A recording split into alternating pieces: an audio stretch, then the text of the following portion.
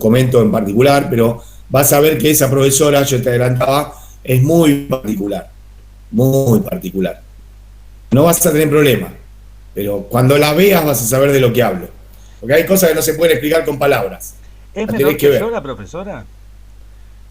Porque me da no sé qué terminar siendo mayor que la propia profesora del curso. Me pone un poco como el orto Bueno, delante de los chicos. eh, no, a ver, la verdad, te digo sinceramente, no sé si es más grande que nosotros, pero parece.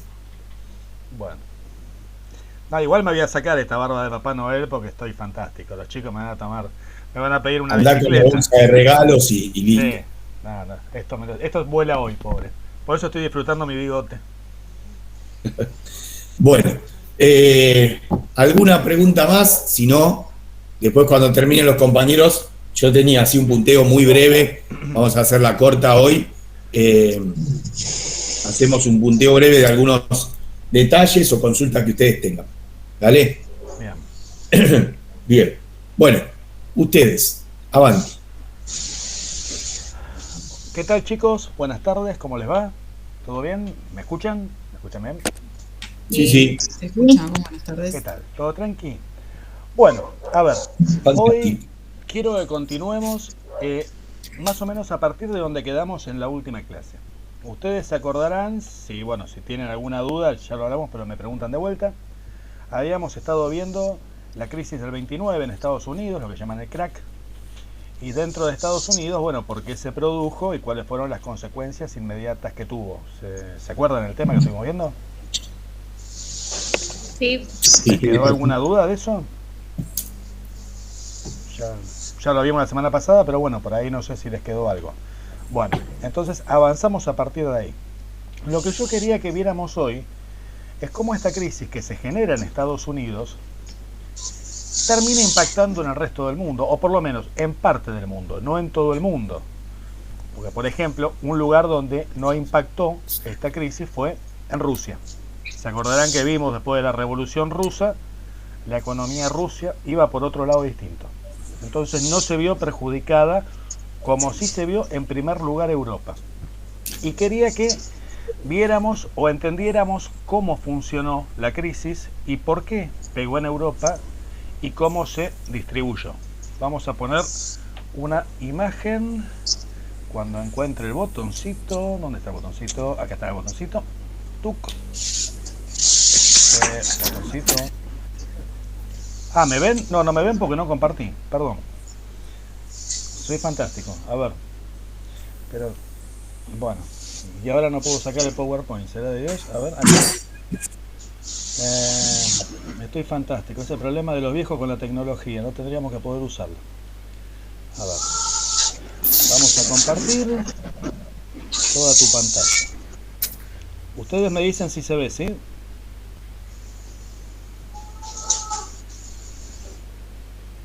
¿Se llega a ver algo? ¿Me ven a mí? Se está cargando, profe. Sí. Ahora sí. Bueno. Entonces, ahora sí. Volvemos al tema del botoncito.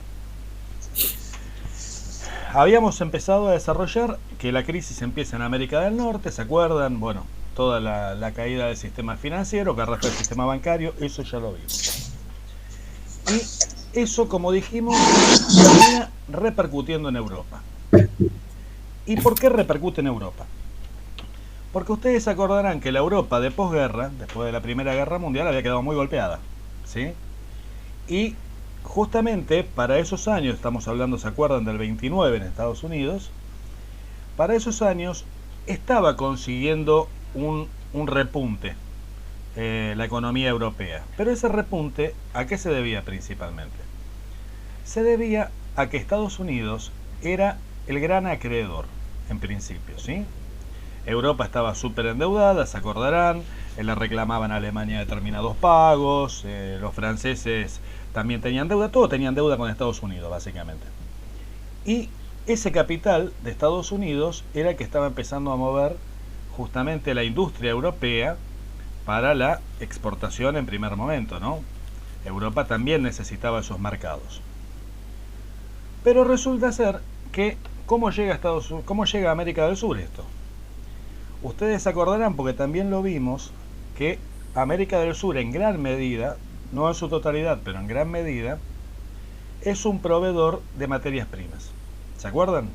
Granos, carnes, en el caso de la Argentina, y básicamente todos productos agrícolas que eran consumidos en Europa. Ahora resulta ser que esta crisis que golpea la economía europea, ¿qué hace? Que los números de Europa se descontrolen. La economía europea nuevamente entra en crisis. Y quería que viéramos este pequeñísimo videíto, cuando consiga que esto funcione, acá está, que les voy a poner para que veamos más o menos cómo fue la lógica del asunto. Ocultar. ¿Dónde está esto? ¿Por qué se me va?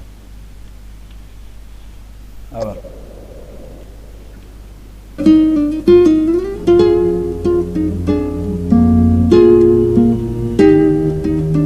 La crisis mundial de 1929 golpeó duramente a las economías latinoamericanas. Gran Bretaña y los Estados Unidos transfirieron los efectos de la crisis a los países que se encontraban bajo su influencia, bajando los precios de las materias primas, repatriando inversiones y colocando trabas a las exportaciones latinoamericanas. Las consecuencias de estas políticas fueron el desempleo y la miseria. Bueno, a ver, ¿dónde estaban, chicos? Por acá. Concretamente lo que termina sucediendo es eso. La crisis que impacta en Europa hace que Europa modifique su forma de relacionarse económicamente. Esto lo estamos trabajando porque a mí me interesa que vean cómo ya en ese momento la economía había alcanzado un punto de globalización tal que lo que impacta en un lugar termina impactando en otros, porque los mercados están globalizados en gran medida. Entonces, Inglaterra, que empieza a tener esta crisis justamente, que se convierte en un país que estaba surgiendo, en una serie de países que estaban surgiendo en su economía y nuevamente entran en crisis, pierden mercados, quedan con una deuda externa importante. Estados Unidos a la vez deja de prestar dinero, ¿sí? Y los ingleses solían comprar, había otros países de Europa, pero los ingleses mayoritariamente eran los grandes consumidores de la materia prima americana, ¿sí? No en todos lados, había lugares donde Norteamérica tenía influencia directa, por ejemplo en el Caribe. ¿Se acuerdan cuando hablamos de la United Fruit Company? La empresa frutera esa que en la zona de Centroamérica tenía prácticamente la mitad de los países. Bueno, o sea, había lugares donde la incidencia norteamericana era más directa, pero para el lado de América del Sur, en realidad, la influencia era más bien británica. Entonces, volvemos a esto, sacamos esta, la pasamos. Yo quiero que vean esto. Les quiero mostrar este gráfico y quiero que me digan ustedes qué entienden de este gráfico.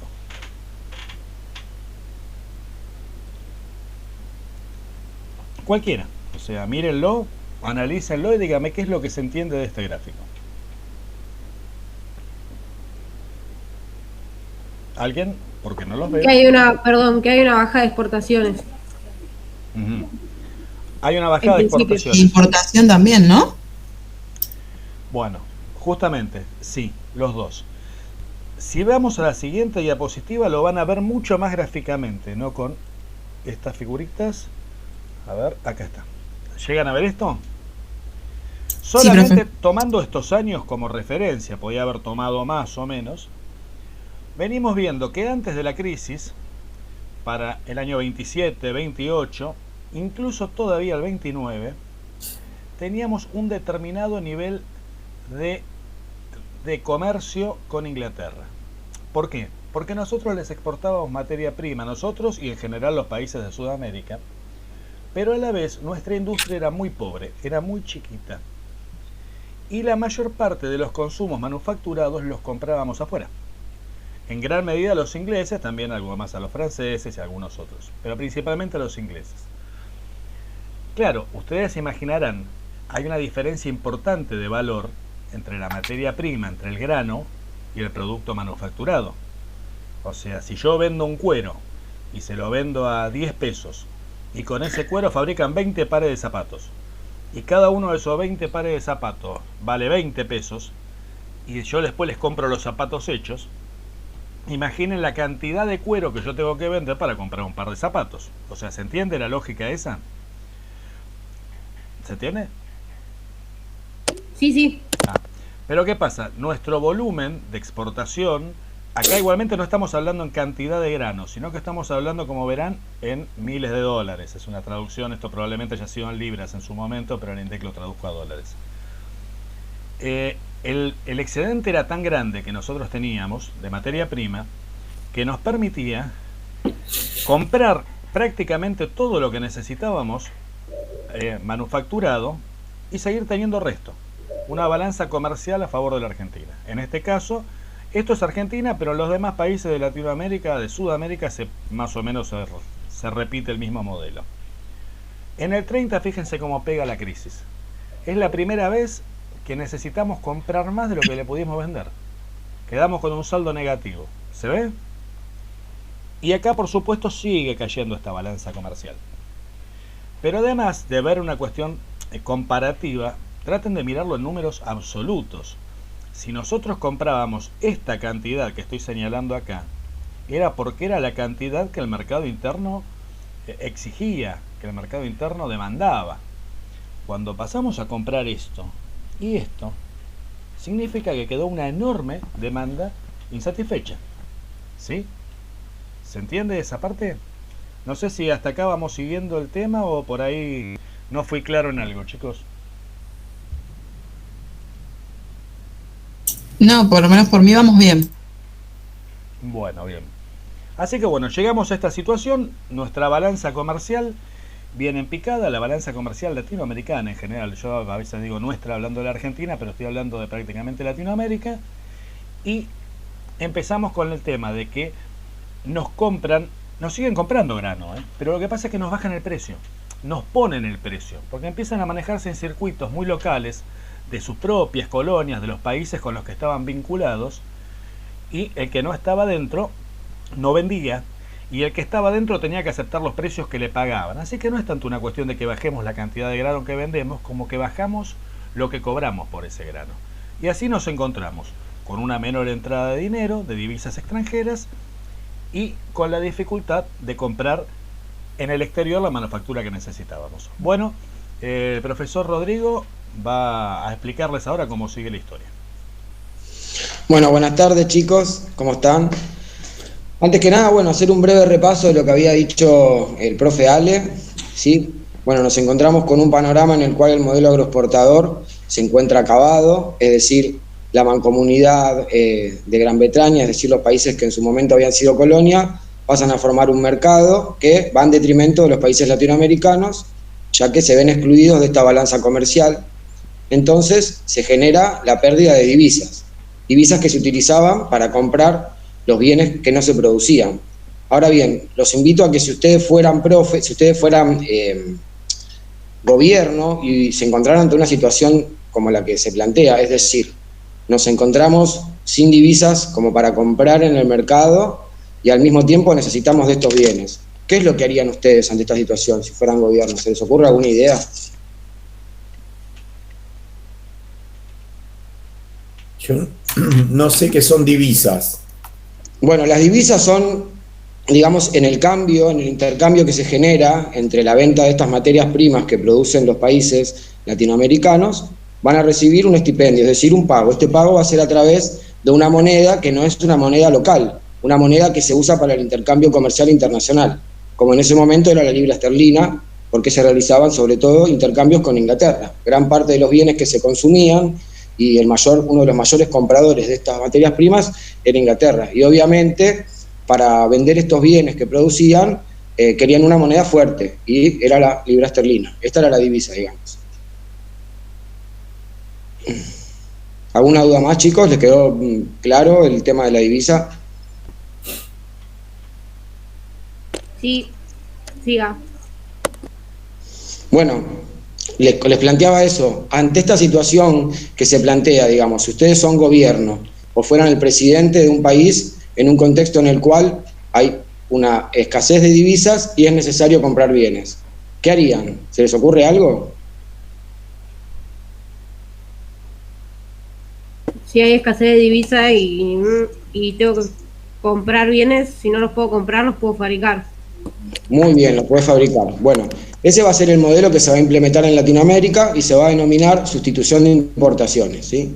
Lo que van a hacer los gobiernos es fomentar el desarrollo de industrias locales y sustituir estos bienes que se importan por bienes que se van a fabricar dentro del territorio, es decir, dentro del país.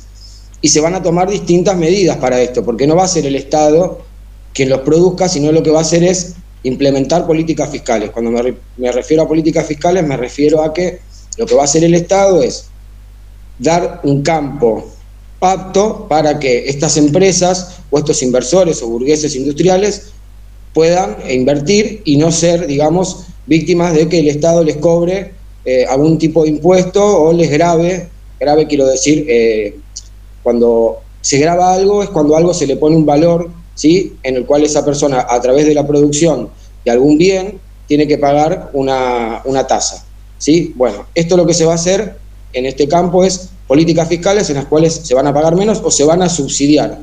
Subsidiar quiere decir,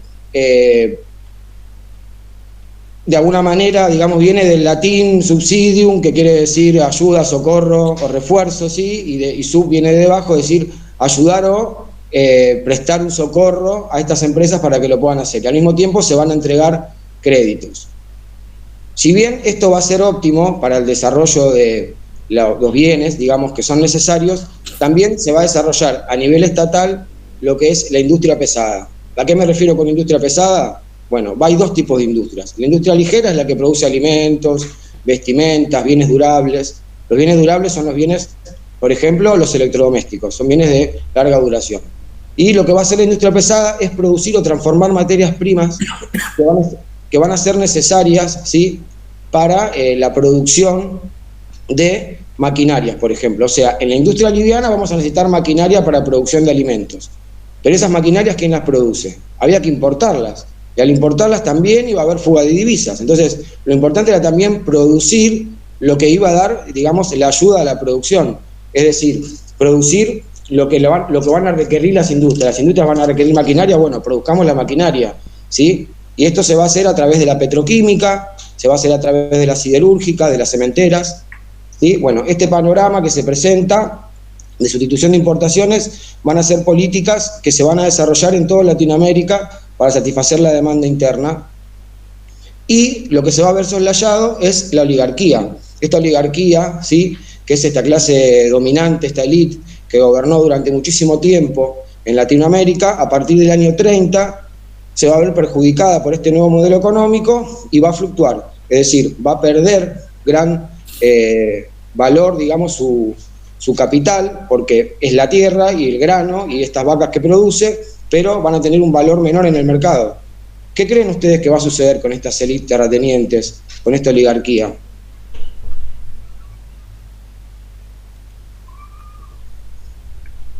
¿Se les ocurre algo? Estas clases dominantes, ¿cómo creen que van a actuar ante esta situación?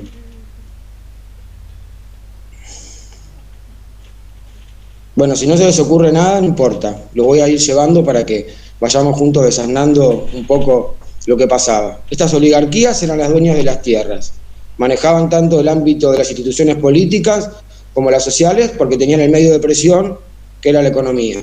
Ahora bien, nos encontramos ante un panorama en el cual estas élites gobernantes, esta oligarquía, pierden su poder, que era el capital.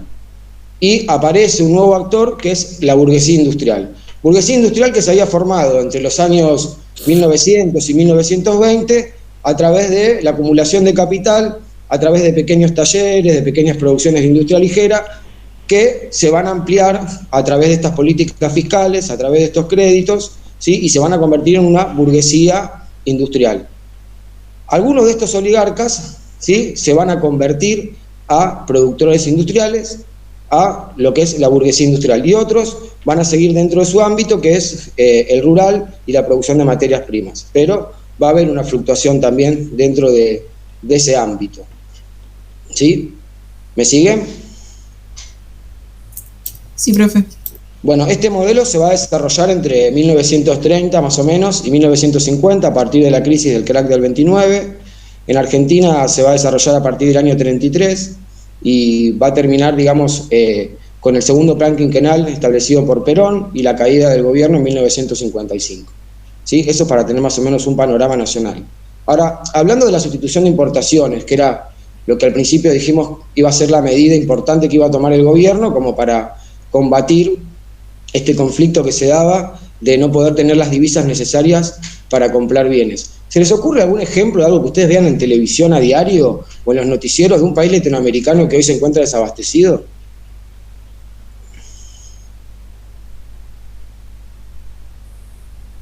Bueno, se los digo yo, es un ejemplo fácil. Por ejemplo, Venezuela. Venezuela es un país que se ha basado por lo menos en los últimos 50 años, en la producción petrolera, y ha ido en detrimento de la producción interna, de la industria ligera, de la industria pesada, y al mismo tiempo entra en un conflicto que es el siguiente. Si bien es productor de petróleo, Venezuela no produce ni tiene una industria pesada como para generar las máquinas que se necesitan para la extracción y transformación de ese petróleo. Por eso tampoco hoy se encuentran condiciones de tener una gran cantidad de exportación de este bien. Bueno, acá les presentamos una imagen de una noticia, ¿sí? Que dice: compra argentino, ¿cómo es el proyecto del gobierno para ahorrar 500 millones y crear 30.000 empleos? ¿Por qué creen que les muestro esta imagen?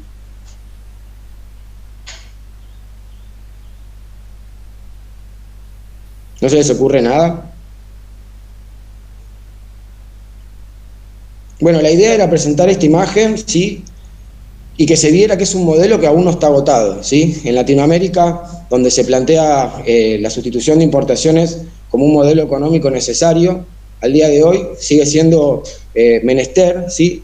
Sigue siendo necesario cambiar estas políticas de producción de materias primas y empezar a generar dentro de los territorios latinoamericanos proyectos de gobierno que propongan, ¿sí? Y faciliten la producción industrial y la sustitución, digamos, de estos bienes importados por bienes nacionales, porque nos encontramos muy bien hoy consumiendo bienes hasta alimenticios de la industria ligera, como un paquete de galletitas que necesita de un sulfito que tiene que ser importado desde un país asiático o desde un país europeo. Ahora vamos a seguir con la parte social, digamos, cómo va a fluctuar la parte económica, ya la vimos. Ahora vamos a ver cómo la parte social es influenciada por este modelo económico. Y vamos a seguir con el profe Ari.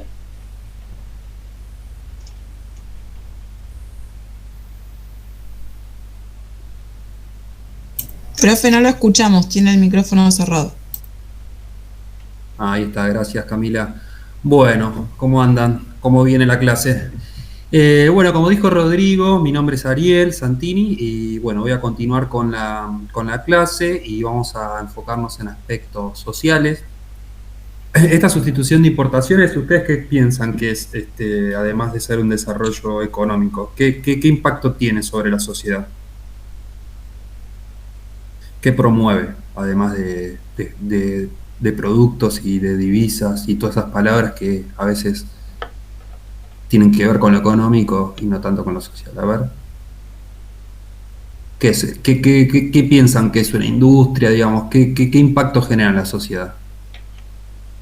Bueno, no importa. Bueno, lo que es este proyecto de sustitución de importaciones, lo que va a traer, además de producir cosas que hasta ese momento se traían de otros países, va a ser que va a generar una gran demanda de trabajo, ¿sí?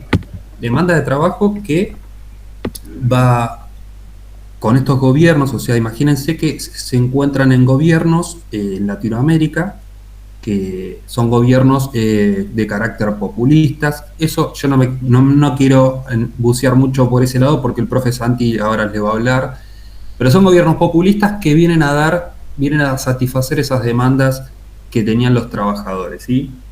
Demandas que obviamente las venían luchando hace rato con gremios, con sindicatos y un montón de organizaciones que luchaban por bienestar y mejoras no solo en lo salarial, sino digamos también en el poder adquisitivo.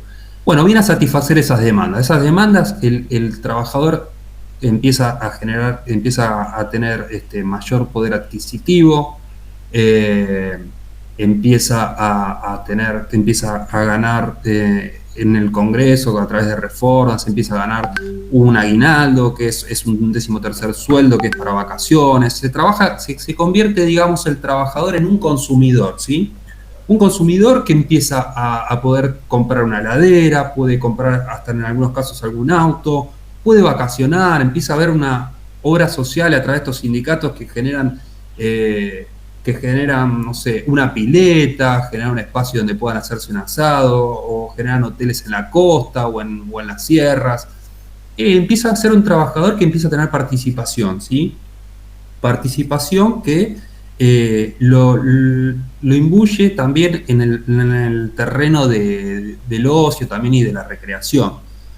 Ahora, eso tenemos como una contrapartida que es real, es fáctica, es verificable, ¿sí? Ahora tenemos como aspecto positivo, ¿no? Ahora también tenemos aspectos que podemos decir que acá, como ven en la foto, tenemos, la primera foto es una empresa de cerveza. Ahí hay una máquina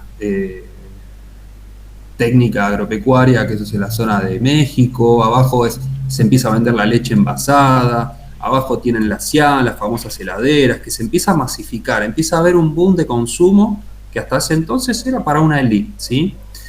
Ahora bien, esto es un aspecto positivo que es muy bueno y genera calidad de vida, mejor calidad de vida, ¿sí? Y eso va a hacer que la mayor parte de la gente esté contenta y viva, digamos, de una manera mucho más holgada y feliz. Ahora, tenemos aspectos negativos. ¿Qué pasa con esa crisis digamos, del modelo agroexportador? Y ojo, digo crisis, ¿por qué? Porque no se acaba. El modelo agroexportador en Latinoamérica va a seguir existiendo, es un momento que se atenúa, pero que va a generar que igual va a quedar relegado, pero bueno, empieza esta industria a tener mayor centralidad. Acá en esta foto lo que ustedes van a ver es lo que les comentaba, ¿no? Gente yendo masivamente a una laguna, puede ser San Miguel del Monte, o yendo a bailes. Empieza a hacer cosas que hacía la burguesía, que hasta ese momento ellos lo tenían, era prohibitivo, ¿no? Entonces empieza a ser un actor central, empieza a ser un actor donde empieza a vivir cosas que las tenías negadas hasta ese entonces. Eso es por la mejora salarial y otras mejoras, como les dije, de obras sociales y de derechos conquistados a través de los gremios. Ahora, ¿qué pasa también? Que hay movimientos, ustedes que crean que es un fenómeno muy latinoamericano. Si yo les pregunto, si les digo, pónganse a pensar que estos movimientos industriales, ¿dónde se desarrollan? Que es bien latinoamericano. ¿Ustedes creen que es como en Estados Unidos, en Europa, que hay un montón de ciudades industrializadas, o se concentra? Se concentra en fenómenos latinoamericanos. Piensen en el Distrito Federal, Río de Janeiro. ¿Qué piensan? ¿Qué les dice a ustedes eso? Bueno, ¿qué les dice? Que es un fenómeno, como les digo, típico de nuestra región, que tenemos, se concentra, los polos de desarrollo no llegan a ser muy extensivos a lo largo del país, se concentran principalmente en las capitales, el Distrito Federal, Bogotá, Río de Janeiro hasta el 60 era la capital. Buenos Aires, tenemos Rosario y Córdoba y ya está, ¿no? Digamos.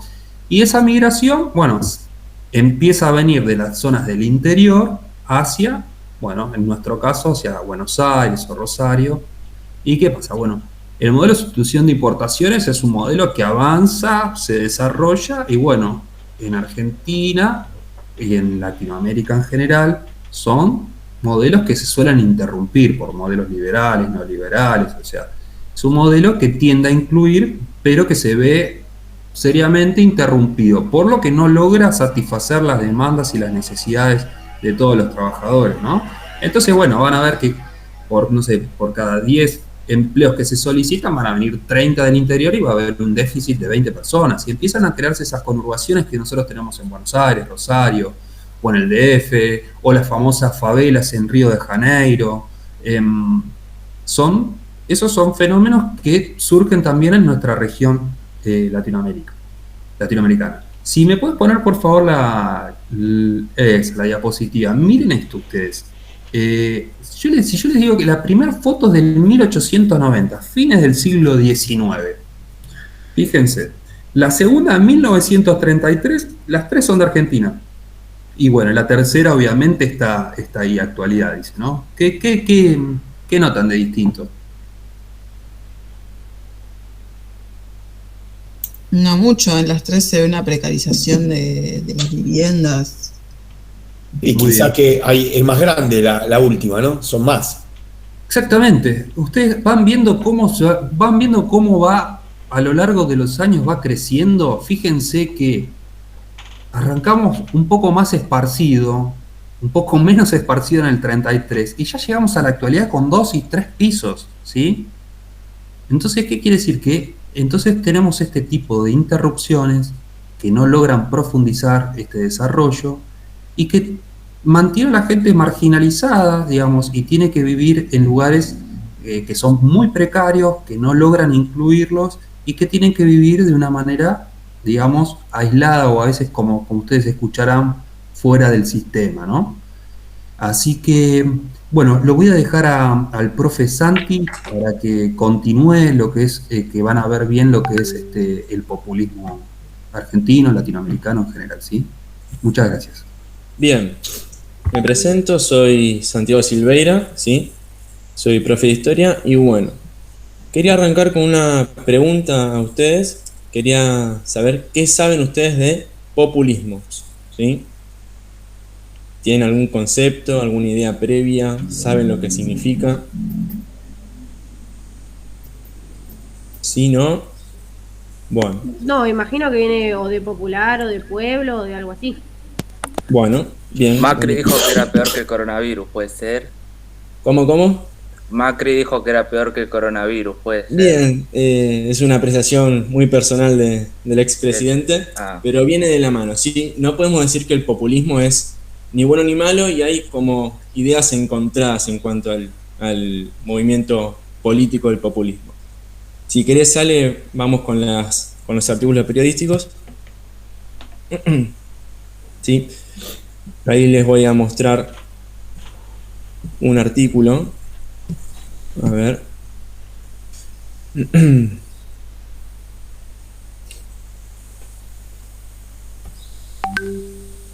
Ahí va. ¿Sí? Ustedes de acá, ¿qué pueden entender? ¿Se refiere a algo positivo, negativo? Es bastante ambiguo lo que dice acá Sanata.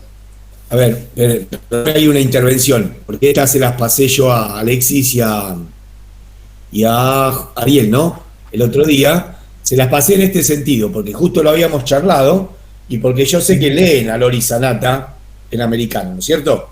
Bien, en realidad acá no es un artículo periodístico, sino que es la invitación a una charla que daba vía Clarín Lori Sanata. Los que hemos leído a Lori Sanata, italiano, que se abocó a estudiar el peronismo, sabemos cuál es la connotación. Ahora, pregunto, constructivamente, desde ese título, ¿se puede inducir aspectos positivos o negativos a alguien que no conoce a Sanata? No, en realidad no. Desde este título no se induce algo positivo o negativo, pero justamente esta la contrastamos con otra que viene atrás, donde se nota claramente, digamos, que si bien en esta no lo podemos definir, en la otra se define perfecto. O sea, hubiera sido fantástico encontrar una que fuera súper positiva, pero no la encontramos. En verdad, en algún punto lo que se buscaba era emparentar la figura del Papa Francisco como un papa revolucionario, socialista, que defiende los valores de la Iglesia Católica, bien, emparentado con el populismo. Está Rodrigo y Alexis. Entonces, Santiago, quizás esa imagen está bien, pero ¿cuál sería la palabra potente para laburar desde acá? Habría que reformular la pregunta que vos hacés. Hay una palabra potente acá. Vigencias. Exactamente. ¿Sí? Esto es hoy, miércoles 8, o sea, hace unos días, ahora, donde el tipo va a decir que el populismo está vigente en Latinoamérica. ¿Sí, Santiago? Ahí es donde tendríamos que hacer foco. Ustedes están hablando de la década del 30, 40, y este hombre, que ustedes agregarán en la clase, historiador, abocado al estudio del peronismo, bla, bla, bla, hoy da una charla donde dice que esto sigue vigente. Después veremos de qué manera lo hace. ¿Está, Santi? Sí. Bien, dale. Bien. Seguimos con el otro artículo y vamos a ver, como bien decía Tommy, para Mauricio es lo peor de lo peor y hoy día dice que llega a su fin, ¿sí? Habrá tenido una trayectoria bastante amplia, si estamos hablando de principios del siglo XX, o medio del siglo XX y siglo XXI, y seguimos hablando de lo mismo. Bien, en Latinoamérica el populismo es un movimiento político, ¿sí?, que acompañando estas políticas económicas posteriores a la crisis del 30, ¿sí?, por la sustitución de importaciones haciendo industria nacional, ¿sí?, y ese movimiento migratorio hacia los centros urbanos, ¿sí?, que van a ser propiamente industriales y obreros, ese pilar social, ¿sí?, de esa mantención, sino ese apoyo a esas clases emergentes para poder que no se genere ningún conflicto social con estos nuevos trabajos, ¿sí?, y para poder legitimar su poder político. Bien, ¿querés, Ale, pasar la otra?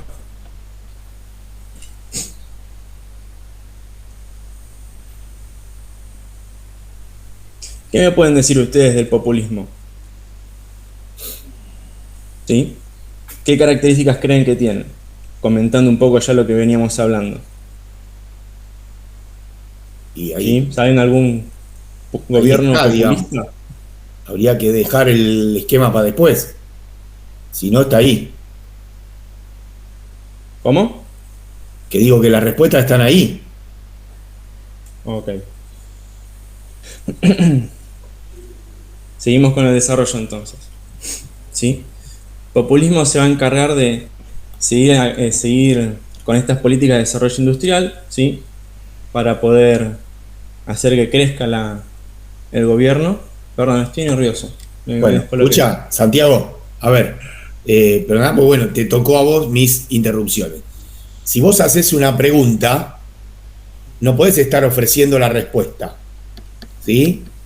¿Está? A ver, primero esto, tranqui, no estoy acá generando una crítica como para plantear que tu alocución está mal. El desarrollo que venís haciendo está bien. La crítica viene desde lo didáctico, pensando en la clase.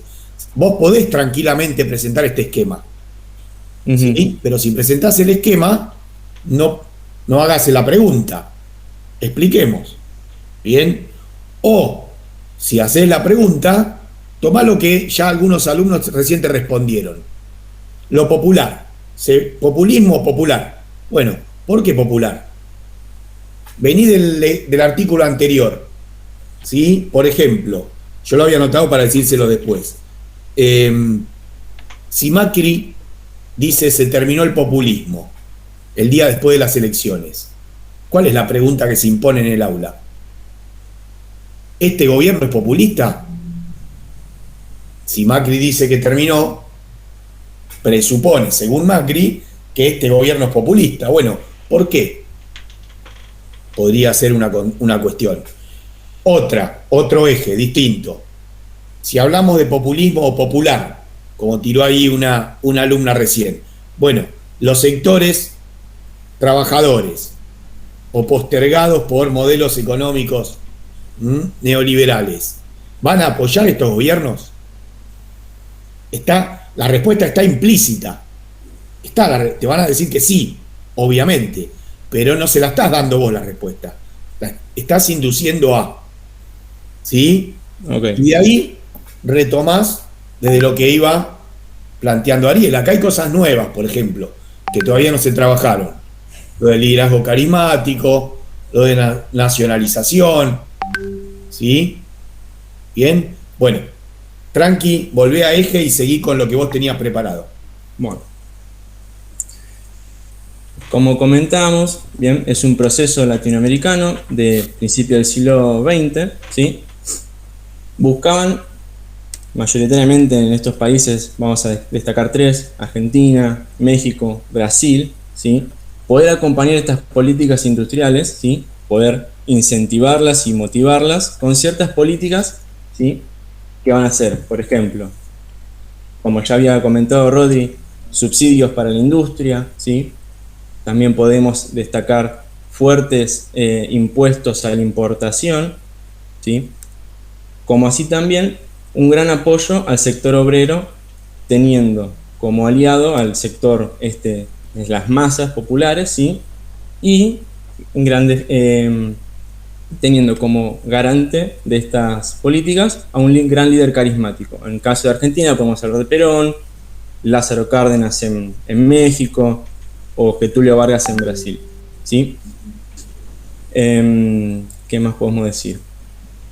Estas políticas proteccionistas, ¿sí?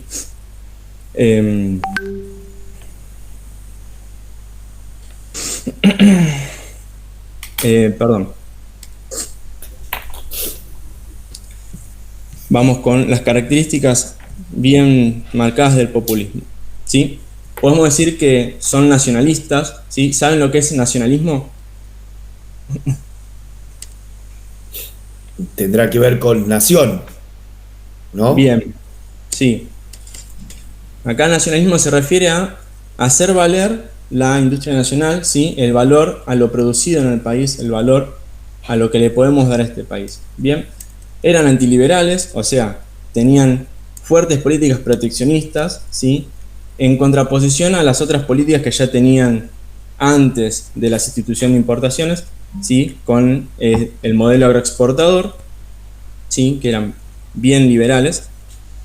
Perfecto. También eran antiimperialistas. ¿Por qué creen que era antiimperialista? ¿Qué es antiimperialismo?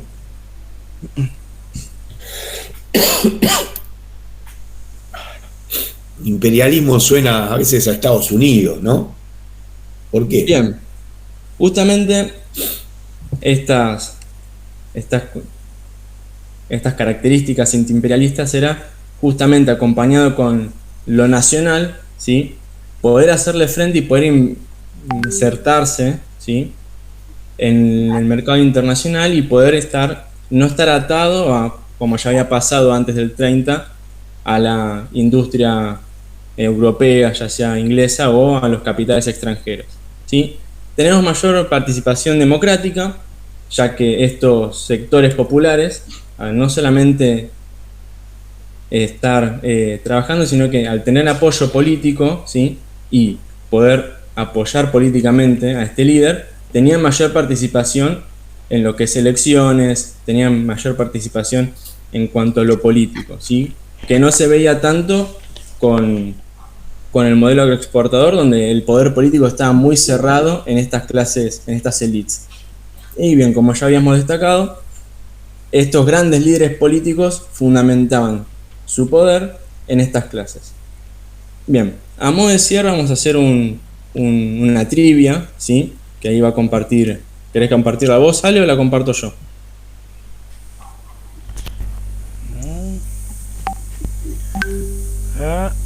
Sí, aguantame que la comparto. Bueno.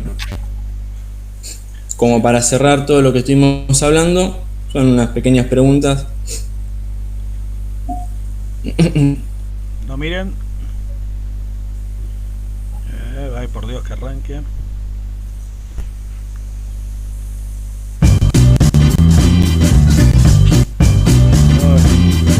Ah, lo comparto yo. Ahí, si querés salir, ahí comparto yo el que le pude sacar la música. Vamos ahí.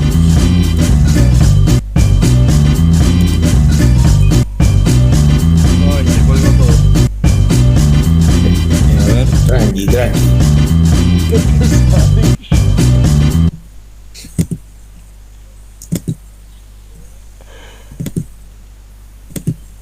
Bien. ¿Ven ahí mi pantalla? Ahí va. Sí, profe. ¿Va queriendo? Ok. Ahí vamos. ¿Ven ahí la diapositiva? Sí, se ve. Perfecto.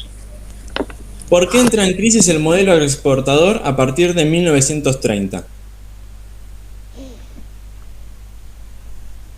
¿Alguien sabe? A ver, chicos, ¿qué les parece? La Tenemos C. 3 respuestas posibles. Bien, por la caída del precio internacional de la producción agropecuaria. Excelente, la respuesta es correcta. Bien, vamos con la segunda. El modelo de industrialización por sustitución de importaciones permitió A. El crecimiento urbano, B. El desarrollo de la industria nacional, C. El aumento de la clase obrera, D. Todas las anteriores. ¿De? Todas las anteriores. Excelente. D. Todas las anteriores. Vamos con la tercera. El Estado, al principio del cambio de moneda, del modelo económico, intervino A. En forma de subsidios a la industria, B. Incrementando las partidas para bienestar social. ¿Cuál creen que es la respuesta? La A. Vamos con la A. Excelente. 4. Durante el periodo estudiado entendemos migración interna como la migración desde el campo a las ciudades, B. La migración desde las ciudades al campo, C. La migración entre grandes ciudades, D. La migración desde las grandes ciudades a la periferia de las mismas. A. Bien. Excelente. 5. Se me salió. Bien.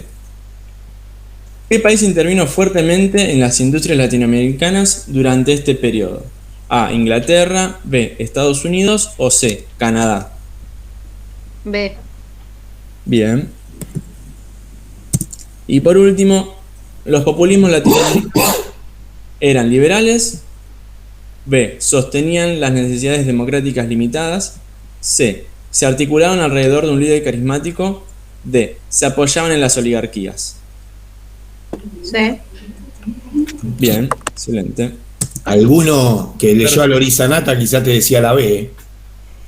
Capaz.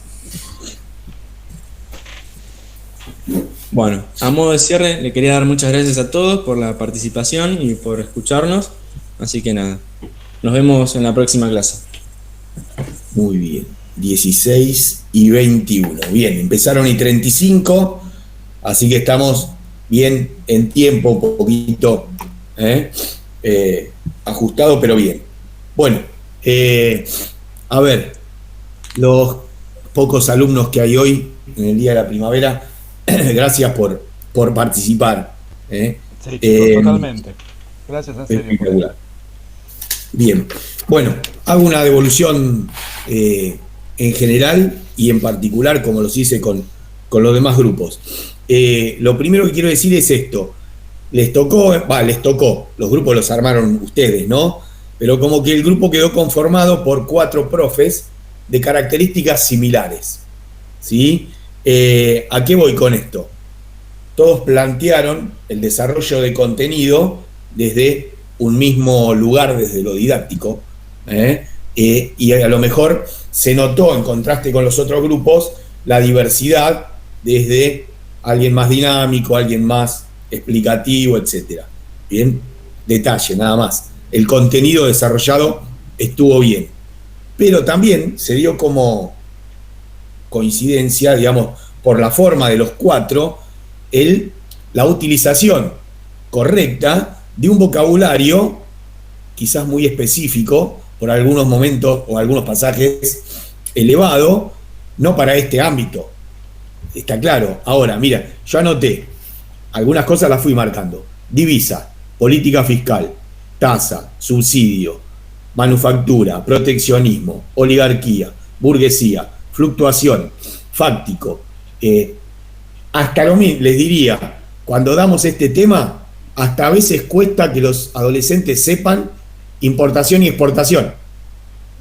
Entonces, imaginemos si en una clase, como hizo Rodrigo, que está bien hacerlo, nosotros cada palabra que utilizamos la tenemos que explicar. No nos alcanza la clase haciendo un glosario, ¿sí? Lo cual, digo, esto no quiere decir que no utilicemos las palabras técnicas. Sí hay que usarlas, pero hay que ir dosificándolas. Yo, por ejemplo, suelo hacer con mis estudiantes un glosario aparte, ¿no? Esta palabra que aprendimos hoy queda ahí en la carpeta como una palabra nueva de aprendizaje. Pero por clase, 2 o 3. Está, entonces, a veces, cuando preparamos la clase, tratar de ser más sintético ni hablar, ¿sí? Acá usaron ustedes 10 minutos reloj cada uno, mirá, y 36, y 46, y 57, y 05 empezaron, o sea que casi cronometrados los 10 minutos cada uno. Si sumamos, son 40 minutos de exposición para una clase. Habría que ir mechando con otras cuestiones. Repito, el contenido estuvo bien desarrollado.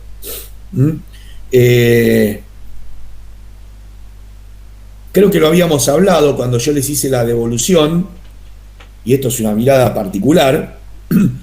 Me parece que el foco ahí en cuanto al populismo tendría que estar en el rol del Estado.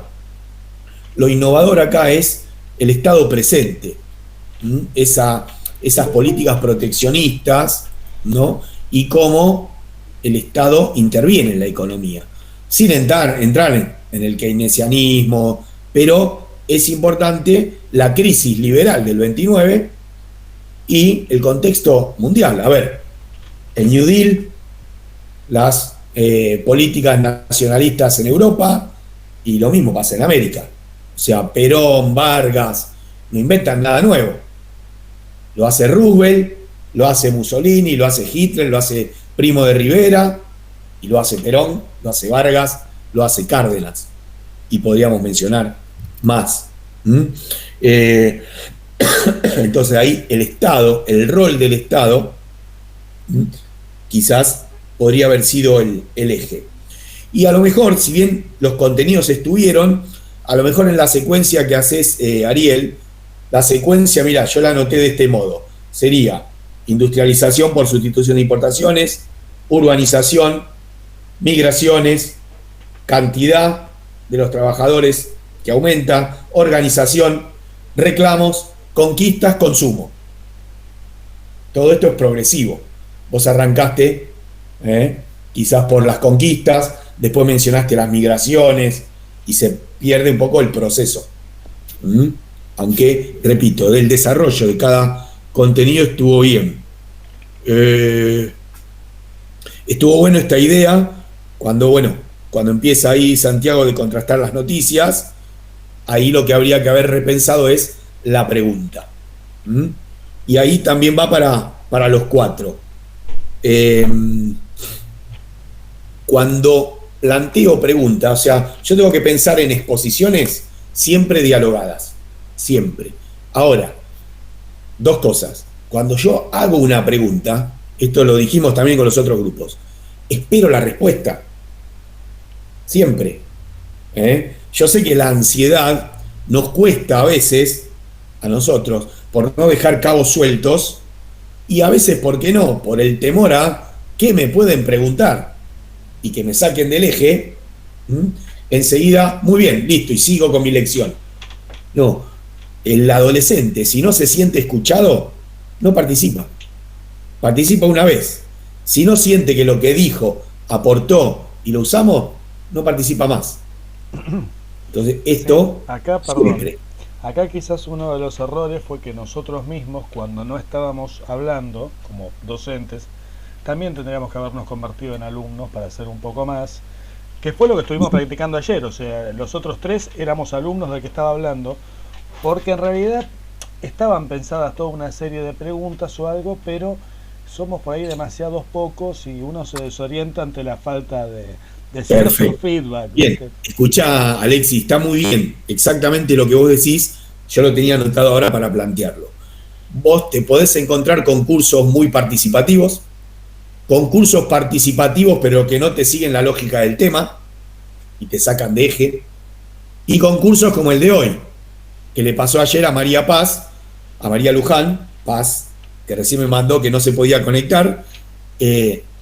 Yo la fui a ver, ayer María Luján dio su primer clase, la fui a observar, y hizo, creo que de 20 preguntas, le habrán respondido una.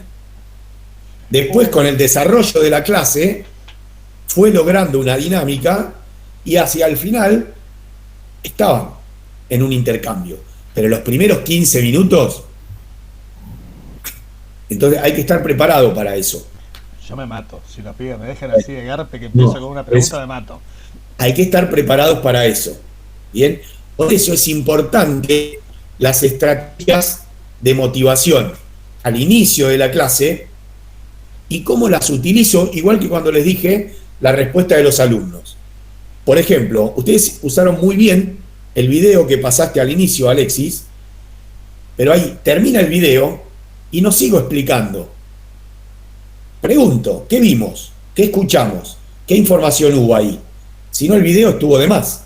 Si yo paso el video y después lo explico yo, ¿para qué lo pasé? ¿Sí?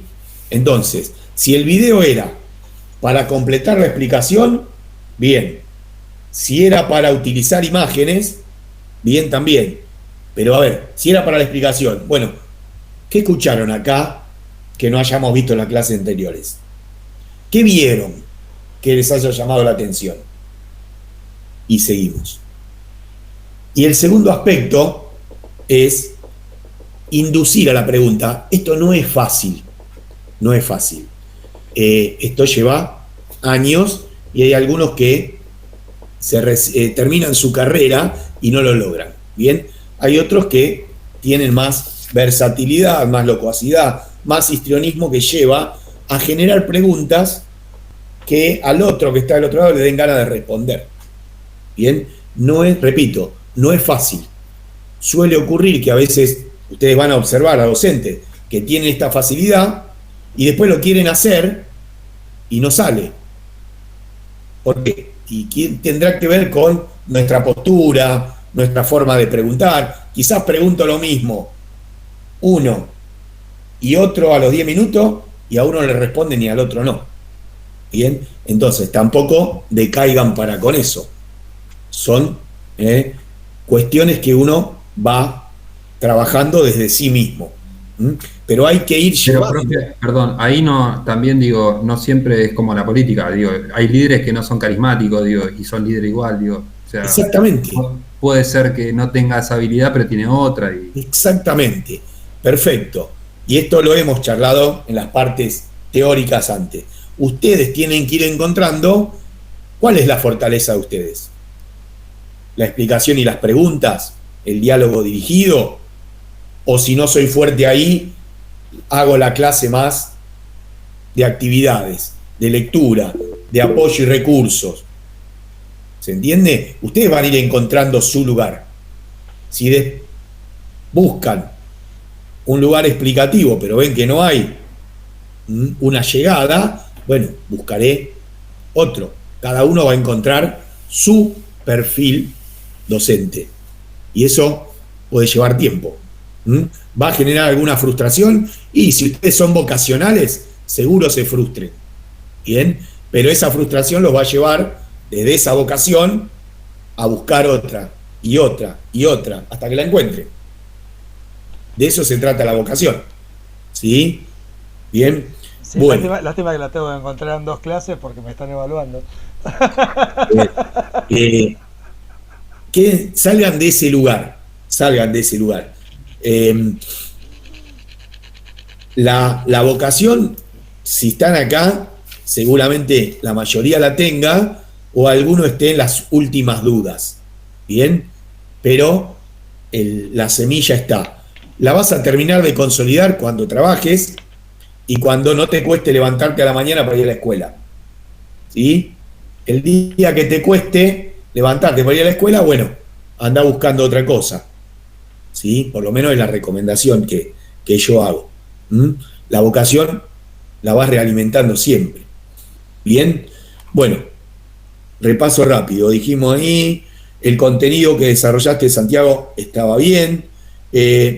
Lo que yo te marqué son las preguntas, ¿no es cierto? Por ejemplo, otra pregunta, yo noté ahí, que seguía la lógica de la partecita de Ariel.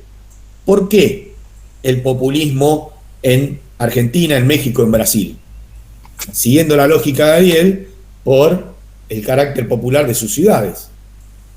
lo masivo, los centros urbanos? Era una pregunta que se podía responder desde lo anterior. Bueno, con las explicaciones, lo dijimos en las 4 partes, tengan cuidado a la hora de ir al aula. Si bien se notó, quizás en el caso de Ariel, una mayor, de Alexis, un intento de bajarlo al llano la explicación. La de Rodrigo, quizás fuiste muy, muy técnico en esa clase preparada. Bueno, guarda en el aula, por el silencio en el aula te mata. Cuando vos preguntás, o cuando vos explicás y no hay gesto, bueno, estar preparado para eso. Y no es lo mismo armar una virtual donde vos tenés el apoyo al lado que en el aula, como decía Bonavena, ¿no? Te sacan el banquito y estás solo. Bien, entonces, digo, no está mal tener un machete adelante en el banco, un esquema de los temas de la clase, donde ustedes no se van a poner a leer una lección, pero sí un esquema, ¿sí? Con los conceptos principales que te permiten a vos, desde un mapa conceptual, ir hilando las explicaciones. Eso desde ya. Usar el pizarrón para ir guiándose. ¿Está? Bien. Bueno, en cuanto al grupo, eso. Después preguntas desde la historia, ¿no? Hubiera estado bueno participar de la charla de Lorisa Nata y discutir el populismo. Si Macri niega a este gobierno por ser populista, habría que discutir si este gobierno es populista. Habría que discutir si esos líderes carismáticos populistas eran democráticos o no. Podíamos hacer... Sí, a ver, desde la definición que usamos, que nos la rapiñamos de una definición de Ditela, no sería un gobierno populista. Si otro me dice que fue del 30 al 60 en un marco de sustitución de importaciones, sería otra cosa. Si me quedo con esa, ¿no? Por eso, sería para largo, para largo. Lo mismo que desde la oposición o desde el sentido negativo, esos líderes carismáticos, por lo general, desde el punto de vista negativo del término, eran autoritarios y en algunos casos dictatoriales. Visto desde el lado positivo, la mayor participación, las conquistas, hacían de esto una ampliación democrática. Entonces, bueno, ahí tenemos un contraste. Pero repito, eso para discutir entre nosotros. Para todos, importancia de las estrategias de motivación. ¿A qué vamos con esto? Vamos a poder hacer poco en 2 clases. Ahora, una cosa es, repito, tomo el ejemplo de María porque lo hablé con ella y se lamentó que no pudo estar porque yo iba a tomar lo que vi ayer como ejemplo. A ella le tocó el primer módulo, 7:30 de la mañana.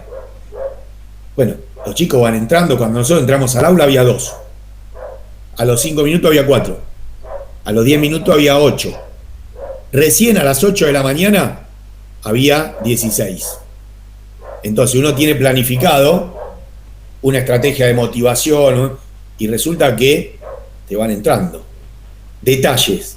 Digo para que cuando les pase en la realidad no se bajoneen. En el momento donde la clase estaba ya, los pibes participando, estaba viendo el movimiento hippie. Y había salido desde una propuesta que había hecho María muy bien, un debate sobre el uso y el consumo, ¿no? Ahí los pibes se enganchan enseguida, ¿no? La legalización o no. Bueno, a pleno entra la de auxiliar a repartir las galletitas y el mate cocido. Listo, la dinámica de la clase se interrumpió, se pusieron a comer, 10 minutos y hubo que empezar a remar de nuevo. ¿Sí? Entonces, por eso digo siempre la estructura, el plan A, el plan B, no frustrarse, sino que si algo no resulta, bueno, voy por otro lado. Profe, ahí el tema del mate cocido y la galletita, ¿hay que dejarlos 5 minutos, 10 minutos o se puede seguir? A ver, vos podés seguir, pero el tiempo que les demandó al que venía a repartir, ir banco por banco repartiendo, son 5 minutos. Y los chicos están comiendo. Entonces, sí, podés seguir. Si era una dinámica como esa que se estaba dando, se siguió. Se interrumpió, pero se siguió. Pero bueno, son imprevistos que surgen todo el tiempo. Pero voy a esto, las estrategias de motivación y los recursos, usarlos. Que no les gane la ansiedad por querer explicar. Y si a lo mejor, como justo esto que estoy diciendo, se fue por las ramas, bueno, estar preparados a aprovechar eso, pero tampoco meterse en un ámbito donde yo no soy ni experto ni tengo conocimiento. Entonces ahí María también muy bien, dejó hablar, intervino, cerró y volvieron al tema. Porque si no, nos vamos a poner a discutir la legalización de la marihuana y no era el tema de la clase. Volvimos a el libertinaje o cierta libertad que planteaba el movimiento hippie y seguimos. Explicaciones breves, esto lo dije, siempre dialogadas. Cuando hago una pregunta espero, cuando hago una pregunta y veo que no hay respuesta, la reformulo, voy llevando hasta conseguir lo que yo quiero, porque es el sentido de la pregunta. A veces uno hila la clase con preguntas para obtener una respuesta y seguir. Si no tengo la respuesta, no se me termina la clase. La tengo que reformular y seguir. Bien. ¿Qué más? Lo de la edición se lo dije, lo de la noticia. Quizá lo de las noticias, creo que fue la que usó Rodrigo. Estaría bueno si veías que no hay participación, que la lean los alumnos. A veces los chicos son reticentes a leer, pero les pongo otra vez el ejemplo de María ayer.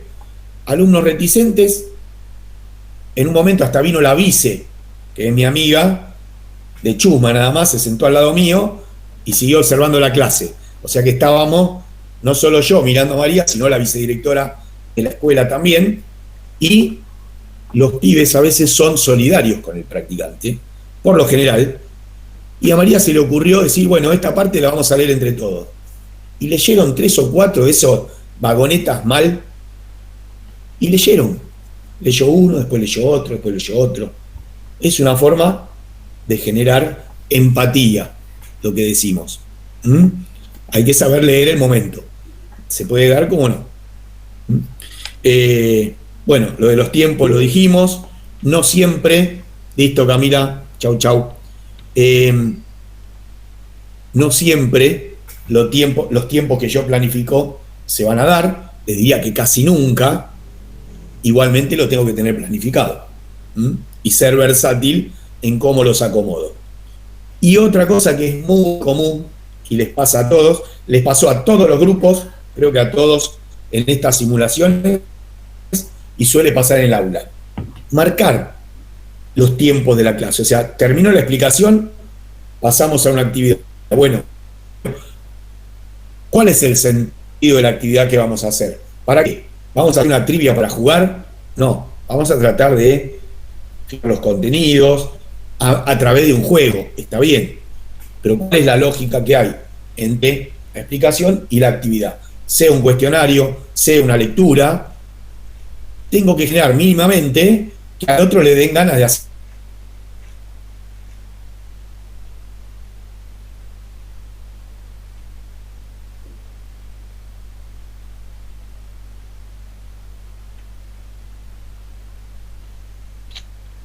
Y eran 3 páginas. Ya 3 páginas hay que leer. Bueno, entonces la recomendación es: una, leemos. Si la cosa marcha, otra. Si nosotros damos 3 páginas juntas, parece que se viene el mundo abajo para los adolescentes y es una animalada. ¿Sí? Entonces, de a una o de a 2. Y ahí también lo último, y cierro, con los tiempos. María me mandó su planificación, a la cual le devolví, haciéndole una crítica en cuanto a los tiempos. Ella proponía trabajar 3 contenidos, y le dije, mirá, con suerte vas a poder trabajar 1, y vas a poder llegar hasta esta actividad. Ella planteaba 3 actividades, en 2 horas. No, profe, ¿a vos te parece? Porque listo. ¿Cuántas actividades hizo María ayer? Una. Y le faltó tiempo para la última pregunta. Los tiempos de los jóvenes no son los que nosotros pensamos. Uno que dice, una página, ¿cuánto pueden tardar? 10 minutos. Bueno, eso es lo que nosotros pensamos. Otra cosa es lo que hace el adolescente, el tiempo de lectura. Y tiene que responder 3 preguntas. ¿Cuánto le lleva responder 3 preguntas? ¿10 minutos? Claro, a mí, Ahí. Si tienen que copiar, peor. a mí lo que me pasa un poco con eso, profesor, es el tema de que... Bien, O sea, le ahí doy- también Sí. ustedes van a tener una desventaja, perdón, y termino, una desventaja que es que no pudieron observar más de una vez cómo trabajan, porque si no se darían cuenta que si el profesor del curso titular que ustedes están viendo da un cuestionario de 3 preguntas y los pibes tardan 2 horas, bueno, yo ya sé, pero ustedes ahí hay que ver qué pasa solamente el día que fueron a ver. ¿Está? Sí, Alexis. No, yo lo que decía es que por ahí, yo, como le conté, estuve pensando recursos, materiales, todo. Ya di 200 veces esta clase. Va a ser un déjà vu cuando la dé. Pero el tema es que yo me pregunto, o sea, me planteo, le doy a los chicos esta página para que lean y me respondan 2, 3 preguntas. Y por ahí especulo que van a tardar entre 10, 15 minutos, 20. Y de alguna manera siento que puede entenderse que me estoy escapando de la clase. No sé si me explico. Estoy llenando las 2 horas que tengo que llenar, haciéndole perder a los chicos 20 minutos con una actividad. ¿Me explico lo que voy? Se entiende perfectamente. Es más, en un momento yo se lo planteé para sacarla de ese lugar a María, porque se sentía ahí igual que vos. Hacía media hora que ella estaba caminando y los pibes leyendo y escribiendo. No es que no estaban haciendo nada, estaban todos laburando. Pero por un momento yo la vi, la llamé y le dije, no le estás robando el tiempo a nadie, están laburando los chicos. Y uno interviene. Ella caminaba el aula, preguntaba, ¿cómo vas? Esto, lo otro. Es parte de nuestra tarea. Quizás volvemos a lo mismo que la explicación. Es preferible, en vez de dar 5 preguntas, dar 2. Las corregimos, intercambiamos, damos otras 2. O dar las 5, y en un momento le dije a María, justo vino el recreo. Bueno, volvé del recreo. ¿Hasta cuál respondieron? ¿Hasta la 2? Retoma. A ver, ¿qué pusiste vos? ¿Qué pusiste vos? Integramos. Y ahora sí sigan con la 3 y la 4. Porque si no, también para uno se te hace eterna la clase. ¿Qué haces vos? Media hora más que caminar. Entonces siempre ir... Sombras chinas. Bueno, pero no, está bueno siempre ir interviniendo en esto. Porque también suele ocurrir que tenés en un grupo, hay que ver los grupos que les tocan, ¿no? Si es un grupo pequeño, hay otra dinámica. Si son grupos grandes digo, más de 20, vos podés tener 5 o 6 que en 15 minutos respetaron los tiempos que vos pensabas y tenés otros 10 que cuando uno terminó la 5 va por la 1. Entonces eso también hay que verlo, recorriendo el aula, para llevarlos a todos más o menos parejo. ¿Sí? Entonces, si vos ves que alguno va por la 3 y otro recién está empezando, bueno, hace un corte, nivelá y que sigan. Pregunta, esto yo no sé si depende de la docente del curso o más o menos hay algo ya semi-estipulado. En estas 2 clases o en estos 3 módulos que tenemos que dar, ¿se supone que en algún momento tenemos que hacer una especie de evaluación? Podemos hacer una actividad, los chicos contestan preguntas, perfecto, pero ¿tenemos que hacer algo parecido a una evaluación? A ver, buen punto. Ahí, por ejemplo, a ver quién está con el profe Fernández, creo que solo Santiago. El profe Fernández quiere que hagan algo que genere una calificación, comillas. Calificación no es solo número, ¿no? Sino un ejercicio que ustedes puedan corregir y que le digan al profesor, después de 2 clases, bueno, fulano bien, mengano regular, sultano excelente. El profesor Fernández, ya te digo, Santi, prepáralo para alguna de tus clases, armar una actividad donde genere algo que hagan y vos te lleves a corregir. Puede ser el resultante de las 2 clases, vos tenés 2 clases de 2 horas, que la última hora vos tenés 4 horas, ¿no? Bueno, Sí. la cuarta hora, listo, Leila, anda tranqui. Que la cuarta hora sea un ejercicio donde los estudiantes tengan que producir algo que puede ser una sumatoria de lo anterior y digan, no sé, la clase 1 hicieron esto. Miren que esto lo empezamos hoy y con lo que hagamos la clase que viene, yo me lo voy a llevar a corregir y después le voy a pasar la nota al profe. O sea, que se entrene en el momento. Sí. O puede ser que hagan una actividad la clase 1 y que después vos no te la lleves. Y en la clase 2 hagas otra y Sí. después te lleves todo. Ok, ¿Mm? ¿Está? bien. Y corregí después, si tenés tiempo, volvés como una tercera vez solamente a hacer una devolución, o me la das a mí y yo se la llevo al profesor. Pero, por ejemplo, el profesor Fernández lo pide, otros no lo piden. Si vos lo querés hacer, Alexi, hacelo. ¿Mm? A veces sirve como estrategia. A mí lo que se me había ocurrido en realidad es como conseguí el cañón, que le estaba comentando el otro día, lo conseguí finalmente, armar bien armada, ¿no? Mejor armada, ¿no? Esta batata quizás, algo como hicimos hoy, una trivia, quizás con preguntas mejor pensadas, para evaluar lo que estuvimos laburando con los chicos. O sea, no voy a tener una nota escrita en el de esa actividad me refiero, ¿no? La puedo anotar yo, digo, fulanito, menganito, sultanito, respondió bien, mal. Ahí te cuento, para ese curso, igual lo vas a observar, es un curso pequeño, yo te dije, creo que son 12 en total, pero no van, por lo general no van los 12. A veces te encontrás con 8, 9, 7. Eso depende. Quizás es una estrategia que puedan dar, y sí, llevar una planilla de rúbrica, ¿no? Claro, yo lo pensé porque justamente me había dicho que eran pocos. Si uno tiene 30 alumnos es mucho más jodido hacer algo así. Es complicado, exactamente. Bien, bueno, pero ahí vos estás generando una evaluación. Bueno, fulano participó, no participó, respondió bien, se interesó, y generás ahí, en el proceso de las 2 clases, bueno, una nota conceptual, si se quiere. ¿Está? Bien. ¿Alguna pregunta? ¿Algo que quieran agregar, preguntar? Yo, profe, pero está fuera de jugada, digamos, no tiene mucho que ver con lo que venimos haciendo. A mí me tocó con el profe Becerra los miércoles y jueves de 7:30 a 9:40 y de 7:30 a 8:30. Sí, pero igual, como todavía lo tengo que definir, te cuento algo. Introspectivamente, el profesor Becerra fue papá antes de ayer. Entonces, no sé cuándo retorna. Porque está de licencia ahora. No, yo porque tengo que pedir permiso en el trabajo. De hecho, pedí permiso para hoy. Y nada, eso. Bien. Ahora, escucha, vos me habías planteado que después del 25 no tenías problema de horario. Sí, pero yo trabajo en Tecnópolis, profe. Soy capacitador de chicos. Y me pusieron en el plan práctica, estoy capacitando chicos para su primer empleo. Y supuestamente Tecnópolis abría este sábado, pero va a abrir el otro sábado. Entonces me agregaron una semana más de capacitación. Así que nada. Voy a poder igual. Me lo pido.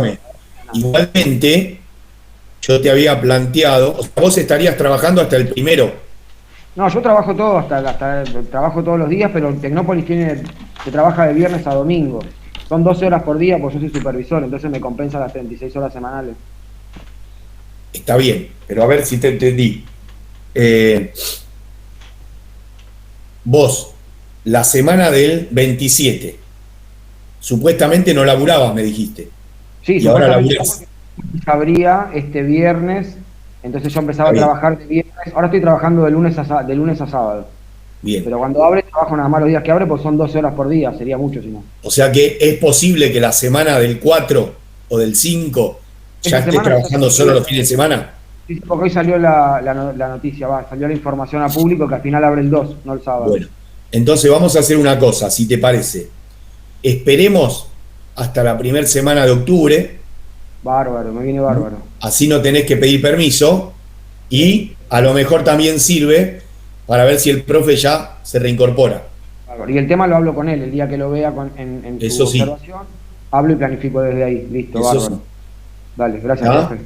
Si el profe no se reincorpora, bueno, vemos alguno de los cursos que los compañeros ya termine, si te puedo meter ahí. Me sumo ahí. Sí, sí, bárbaro, genial. ¿Está? Gracias, profe. Entonces, Sí. lo dejaríamos para la primera semana de octubre. Sí, señor. Dale. Bárbaro.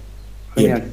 Bueno, Yo el después, resto. profesor, perdón. Sí. No, después le voy a preguntar porque estuve pensando, pero no por acá porque por ahí no corresponde. Algunos recursos, pero quería antes de armar la planificación y todo ver qué opinaba usted de los recursos, ¿no? Que se me habían ocurrido. Porque por ahí me dice, no, este no, es demasiado loco, este es demasiado criminal, qué sé yo, no sé. Pero entonces, ¿Sabés qué pasa, Alexis? Que yo te puedo decir sobre los recursos desde mi mirada, pero a veces los recursos nosotros tenemos que pensar en base al grupo, al curso. claro. Y hasta que no lo veas, No, pero ¿sabes por qué? Mira, te pongo un ejemplo claro. Viste, es el tema que voy a tratar, ya lo habíamos hablado. Y, entre otras cosas, bueno, los estudiantes y sus reclamos, ¿no? Universitarios y todo, mayor presencia. A mí se me ocurrió, por ejemplo, pasar el tema Otro ladrillo en la pared, de Pink Floyd, ¿te acordarás? Que van los pibes caminando así, todos que caen en la máquina a picar carne, pero que terminan con un quilombo descomunal, que rompen todo el colegio. Y yo digo, ¿me convendrá este recurso? Digo, a ver si los pibes empiezan a tirar los bancos por la cabeza a los papos. no va a ocurrir. Está bien usarlo y vos serás el docente que utilizó un recurso para decir, no es el mensaje hacer esto, pero ¿cuál es el mensaje? La contestación, la respuesta. A ver, no es una novedad que la escuela fue creada como un ente normalizador, regulador, y los adolescentes lo sienten todo el tiempo. Entonces, no hace falta que vos le pases una película para que lo sientan. No va a ocurrir. A ver, yo suelo utilizar mucho la película La Ola. ¿La vieron? Sí, peliculón. Sí. Bueno, eso no quiere decir que al otro día los tenemos a los pibes practicando el fascismo. En absoluto. La sociedad de los poetas muertos, pues usar, Ale, el final es tremendo, cuando se paran todos arriba de los bancos. Sí, También, bueno. por ejemplo. Bueno, a ver, de los que están acá, ahí voy, Ariel. Sí. Solo Leandro. Nos vemos mañana, ¿no? No, y creo Alex. que Alexi también. Y Alexis, sí. Bueno, a ver, Pérez no está. Leandro. Soma Francisco no está. Ferrari sí. Bueno, escuchen, vieron que los miércoles yo había cambiado el horario de las clases virtuales porque llego justo. Yo salgo 14:40 de San Justo. Vuelo. Suelo llegar a horario, 15:10. Ustedes espérenme en la puerta, no entren a la escuela. ¿Saben? Es el instituto, o sea, conocen cuál es la escuela. Bueno, espérenme en la puerta, si no llego y 10, llegaré y 15. Creo que de las En 2:30 caso, voy a estar parado ahí igual. bueno, pero digo, no ingresen a la escuela, si bien ya el vicedirector tiene el listado de ustedes, los de portería me conocen y saben que están empezando ahí los practicantes. Una primera entrada, y más siendo 3, entremos todos juntos y conmigo. Tenemos que llevar la planilla esa que nos había pasado, ¿no? Ya impresa y esas cosas. A ver, ustedes lleven la declaración jurada. Hasta ahora no se la pidieron nunca a nadie, pero vieron que basta que uno no la tenga para que se la pidan, como el registro del auto, ¿no? Bueno, igual. Entonces, llévenla. Si no se la piden a la entrada, le van a poner el termómetro y van a pasar. Bien, llévenla. Y la planilla de rúbrica, no mañana porque van a observar, pero sí esta, que es la que evalúa el profesor. Es para cuando den clase. ¿Sí? Si voy yo, la completo yo. Si no estoy yo, la completa el profesor del curso. Pero miren, para cerrar, que tiene que ver con lo de hoy, fíjense que hay algunos ejes que dicen la comunicación oral fluye con actitud, naturalidad y corrección, utiliza vocabulario correcto y adecuado, empatiza con los jóvenes, es El practicante demuestra manejo de contenidos, actualiza los contenidos y ejemplifica, como hicieron ustedes hoy.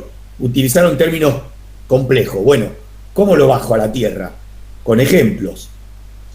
O explico sintéticamente, o me ahorro el laburo de explicar con una explicación mucho más sencilla. Bueno, otro de los ejes. Demuestra habilidad para resolver imprevistos, por ejemplo. Lo que pasa y cómo reacciono ante eso. Lean las rúbricas para preparar la clase, para ver qué es lo que evaluamos. Bien, bueno, ¿alguna pregunta más? No, profe, una cosa más. La semana pasada tuve la evaluación de fonoaudiología. Ajá. Y me mandó el apto, la Marilina. Listo. Bueno, tenelo eso porque ahora no sé quién, pues estaba encargando Laura de eso, no sé ahora quién. Subí, creo que está ahora. Creo que Marcelo. Bueno, sí. Preguntale, si tenés el contacto, preguntale y mandáselo. Listo, tengo el mail. Sí, me mandaron un mail con las observaciones y eso. Perfecto, reenviáselo o preguntale a Leo, al preceptor, y él te, supongo que sí, Marcelo se estará encargando. Sí. Genial, gracias, profe. Bien, bueno, listo, entonces, nos vemos. Tengo una consultita. A Hugo Adamowski me sale, pero no. ¿Este profesor usted lo conoce? No. ¿El de la 13? No, okay. No lo conozco. De los profes de la 13 conozco a dos. Uno que fue alumno como ustedes, hace ya 7 u 8 años, lo conozco, y a una profe que fue compañera mía acá en la 6, hasta el año pasado, y ahora está en la 13. Al resto no los conozco. ¿Qué hago? Voy, entro y pido por él. Yo el lunes 27 voy a estar toda la mañana en la escuela, 13. ¿Usted da clase ahí? Yo no, pero voy ese día para acompañarlos a ustedes. Así que yo los voy a ir recibiendo y yo los presento a los profes. Muy bien, gracias. ¿Bien? ¿Listo? Buenísimo. Les digo a ustedes, ahora lo pongo en el grupo, mañana no tenemos encuentro, porque ya tuvimos el de hoy, y a partir del miércoles que viene, yo les regalo el lugar porque no voy a poder estar, y verán si Luciana lo abre para que ustedes hagan catarsis, se intercambien planificaciones o lo que quieran. Lo acordamos. ¿Listo? Listo. Perfecto. Nos vemos. Gracias. Hasta luego. Chao, chicos. Chao, profe.